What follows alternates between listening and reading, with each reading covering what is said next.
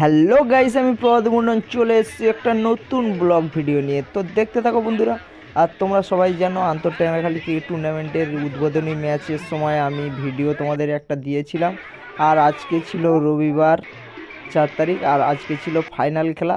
তো ফাইনাল খেলা ভিডিওটা করব না এবং ভিডিওটা তোমাদের সামনে প্রেজেন্ট করব না, এটা কখনোই হয় না। তো যার কারণে সকাল সকাল আমি স্নান টান করে চলে এসেছিলাম। আর আজকের ফাইনালে উঠেছিল যে দুটো টিম, সেটি হচ্ছে মুনলাইট আর কালী মন্দির আগমনী। তো যাই হোক বন্ধুরা, সবাই দেখা পাচ্ছ এখন সারি সারি সব দাঁড়িয়ে আছে লাইনে। আর এটা তন্ময়দা ছিল, আর এদিকে আম্পায়ার তোমরা সবাই চেনো। তো এবছরে একটু নতুনভাবে খেলাটা হয়েছিল, যার কারণে বাইরে থেকে দুটো আম্পায়ার এসেছিলো খেলা করাতে। পুরো খেলাটাই সম্পূর্ণ বাইরের আম্পায়ার দিয়ে করেছিল। আর এই যে তোমরা সবাই চেনো এই দাদুটাকে। আর এদিকে সব একে একে লাইন দিয়ে মাঠের দুধার থেকে দুটো টিম একে একে ক্রিজের পাশে গিয়ে দাঁড়ানোর জন্য এদিক থেকে ঘুরিয়ে নিয়ে যাচ্ছিল। তো যাই হোক, এটা ছিল দিশারি কালী মন্দিরের টিম। আর এই বন্ধুরা এখানে জাতীয় সঙ্গীত অনুষ্ঠিত হচ্ছিল, আর তোমরা দেখা পাচ্ছ সবাই দাঁড়িয়েছিল আর জাতীয় সঙ্গীত আরম্ভ হয়ে গিয়েছিল। তো আমরা ঝটপট লাইনে দাঁড়িয়ে গেলাম আর জাতীয় সঙ্গীতটাকে পুরো কমপ্লিট করে দিলাম দাঁড়িয়ে।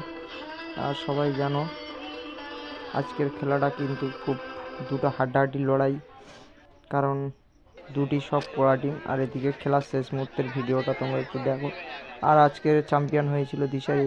আর এদিকে লাস্ট উইকেট দিয়ে অল উইকেট হয়ে গেল মুনলাইট। আর ক্রাউডটার সঙ্গে সঙ্গে কীভাবে ভর্তি হয়ে গেল দেখো, ক্রিজের আশেপাশে কতটা সেলিব্রেশন করছে, কত এনজয় করছে দেখো বন্ধুরা, সত্যি অসাধারণ।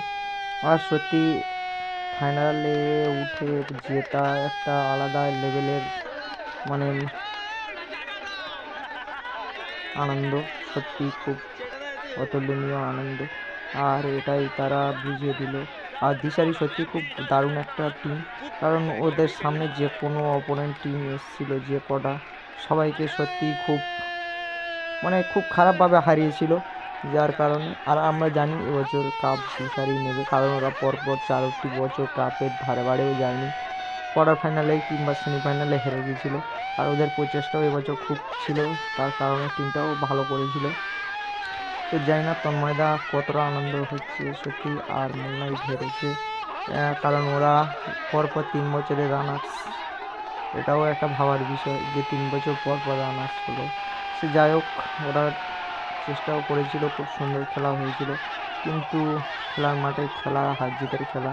তো আন্তঃটাঙ্গাখালী খেলাটা এতটাই আনন্দ, কত লোক কাজ বন্ধ করে আমাদের ক্রিকেট টুর্নামেন্টটাকে এগিয়ে নিয়ে যাচ্ছে, কিংবা কত লোক আছে কাজ বন্ধ করে খেলা করছে, কিছু কিছু লোক আছে আবার। তো বন্ধুরা, এটা ছিল চ্যাম্পিয়ন আর চ্যাম্পিয়ন দিশারি। তো বন্ধুরা, আজকে ভিডিওটা এই পর্যন্ত।